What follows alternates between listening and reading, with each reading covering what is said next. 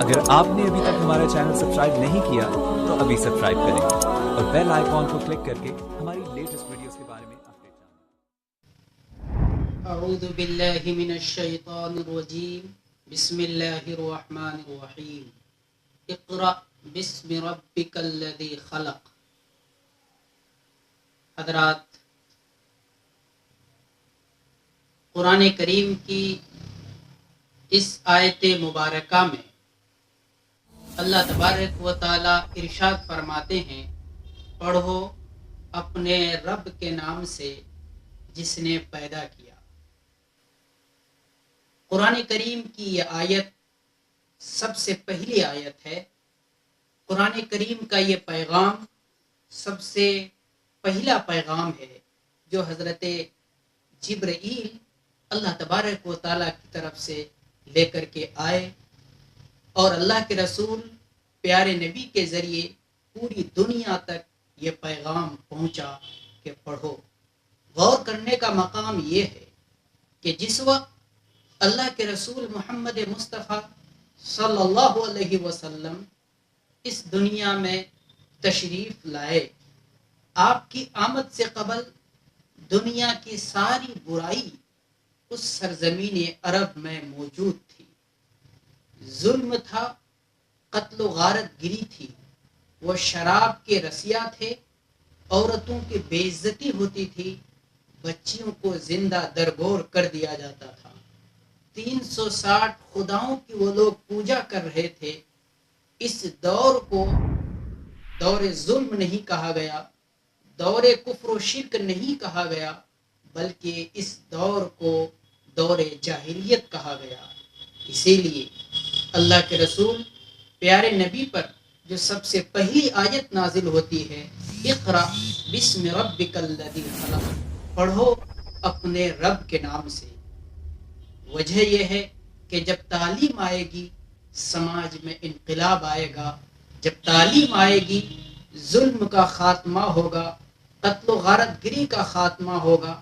جب تعلیم آئے گی ایک خدا کی طرف لوگ جھکیں گے اور 360 خداؤں کی جو پوجا ہو رہی ہے اس کی پرستش خود بند ہو جائے گی۔ چنانچہ تعلیم آیا اور اس سماج میں انقلاب آیا۔ علم دین انتہائی ضروری ہے۔ قرآن کریم کی اس آیت میں صرف یہ نہیں کہا جاتا ہے کہ پڑھو، بلکہ پڑھنے کے ساتھ رب کا تذکرہ ہے۔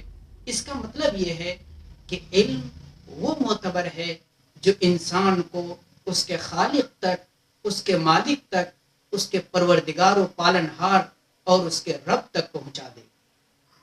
علم دین انسانوں کے لیے اور انسانیت کے لیے انتہائی ضروری ہے۔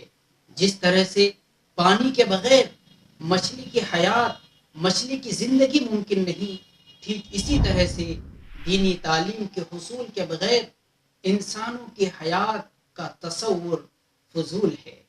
اللہ کے رسول پیارے نبی محمد مصطفیٰ صلی اللہ علیہ وسلم کے پاس 2 شخصوں کا تذکرہ ہوا۔ بنی اسرائیل میں سے 2 شخص تھے۔ ایک شخص عالم دین تھا جو فرض نماز کے بعد لوگوں کو دین کی تعلیم دیتا تھا، دین کی تبلیغ کرتا تھا۔ ایک شخص وہ تھا جو دن بھر روزے رکھتا، رات بھر نفل نمازیں پڑھتا۔ اللہ کے رسول سے پوچھا گیا کہ ان دونوں میں سے سب سے افضل کون ہے؟ اللہ کے رسول پیارے نبی محمد مصطفیٰ صلی اللہ علیہ وسلم نے ارشاد فرمایا، یہ عالم دین جو فرض نماز کے بعد دین کی تبلیغ و اشاعت کا فریضہ انجام دیتا ہے، اس عابد پر جو عابد دن بھر روزہ رکھتا ہے، رات بھر نفل نمازیں پڑھتا ہے، فضیلت ایسی ہی ہے جیسے میری فضیلت تم میں سے ادنا شخص پر۔ اس سے سمجھ میں آتا ہے کہ علم دین کی فضیلت بہت ہی اہم ہے۔ یہی وجہ ہے اللہ کے رسول نے فرمایا کہ ایک عالم دین شیطان پر 1000 عابدوں سے بھاری ہے۔ قرآن کریم خود رہنمائی کر رہا ہے۔ قرآن کریم رہنمائی کر رہا ہے اور قرآن کریم بتلاتا ہے کہ کیا وہ لوگ جو پڑھے لکھے ہیں اور وہ لوگ جو پڑھے لکھے نہیں ہیں کیا وہ دونوں برابر ہو سکتے ہیں؟ یقیناً وہ دونوں برابر نہیں ہو سکتے ہیں۔ میرے بزرگوں، آج کے ماحول میں جبکہ مادیت کا دور ہے، بھاگم بھاگ ہے، انسانوں کی بڑی ترقی ہوئی مگر انسانیت اتنی ہی نیچے گر گئی۔ ضرورت ہے کہ لوگ دینی تعلیم کی طرف آئیں اور اس دینی تعلیمی بیداری پیدا ہو۔ جمعیت علماء ہند کی شاخ مرکزی دینی تعلیمی بورڈ نے اعلان کیا ہے مورخہ 23 مارچ سے 2 اپریل تک دینی تعلیمی بیداری مہم چلانے کا۔ اس کے لیے یقیناً جمعیت علماء ہند کے قائد ناظم عمومی جناب حضرت مولانا سید محمود اسد مدنی صاحب اور مرکزی دینی تعلیمی بورڈ کے ناظم عمومی جناب حضرت مولانا مفتی سید محمد سلمان صاحب منصور پوری قابل مبارکباد ہیں۔ یقیناً بڑا خوش آئند قدم ہے کہ انہوں نے یہ فیصلہ لیا ہے کہ 10 روزہ دینی تعلیمی بیداری مہم چلایا جائے گا۔ ہمیں امید ہے کہ ملک بھر میں اس کے مثبت اثرات سامنے میں آئیں گے۔ بہار میں بھی ریاستی دینی تعلیمی بورڈ جمعیت علماء بہار نے فیصلہ لیا ہے کہ بہار کے کونے کونے میں مورخہ 23 مارچ سے 2 اپریل تک دینی تعلیمی بیداری مہم چلایا جائے گا۔